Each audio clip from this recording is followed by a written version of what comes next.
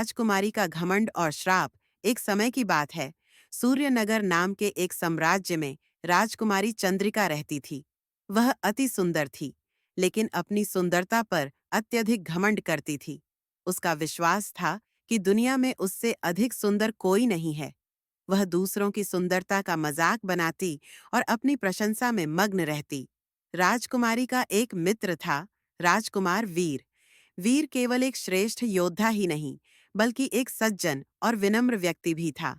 वह हमेशा राजकुमारी को समझाता कि सुंदरता केवल बाहरी नहीं होती, बल्कि मन की सुंदरता भी उतनी ही आवश्यक होती है। लेकिन राजकुमारी ने कभी उसकी बात नहीं मानी। एक दिन राजकुमारी अपने राजमहल के बगीचे में थी।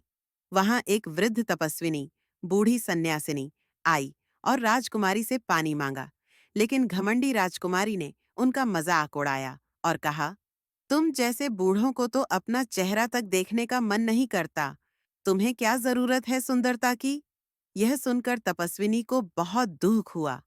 उन्होंने राजकुमारी को श्राप दिया, जिस सुंदरता पर तुम्हें घमंड है, वही तुमसे छिन जाएगी। यह कहते ही राजकुमारी एक सुंदर पंखों वाली चिड़िया बन गई। राजकुमारी घबरा गई और उड़कर महल के आकाश में चली गई। सभी लोग आश्चर्यचकित रह गए। जब राजकुमार वीर को इस घटना का पता चला, तो वह तपस्विनी के पास गया और उनसे प्रार्थना की कि राजकुमारी को क्षमा कर दिया जाए। तपस्विनी बोली, राजकुमारी तभी अपने असली रूप में लौट सकेगी जब वह अपनी गलती का एहसास करेगी और सच्चे दिल से पश्चाताप करेगी। अब राजकुमारी चिड़िया के रूप में आसमान में उड़ रही थी। सबसे सुंदर होने का घमंड अब व्यर्थ लग रहा था।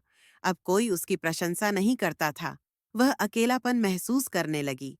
तभी उसके मन में राजकुमार वीर की बातें याद आईं। सुंदरता भीतर से आती है, विनम्रता ही असली रूप है। एक दिन राजकुमार वीर एक पेड़ के नीचे बैठा था। जब राजकुमारी चिड़िया के रूप में उसके पास आई, उसकी आंखें आंसुओं से भरी थीं। वह अपने पंखों से मिट्टी पर लिखने लगी, मुझे क्षमा करो, अब मुझे समझ आ गया कि असली सुंदरता विनम्रता में होती है।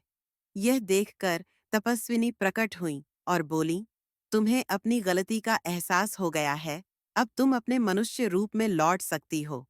जैसे ही तपस्विनी ने आशीर्वाद दिया, राजकुमारी फिर से अपने असली रूप में आ गई। लेकिन अब वह पहले से अलग थी।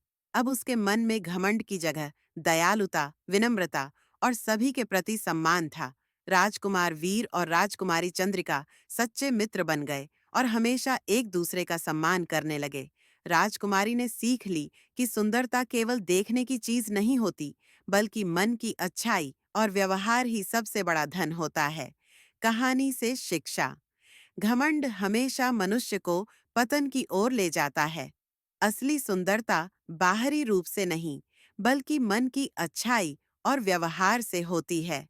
विनम्रता और दया ही किसी व्यक्ति को सच में सुंदर बनाती है।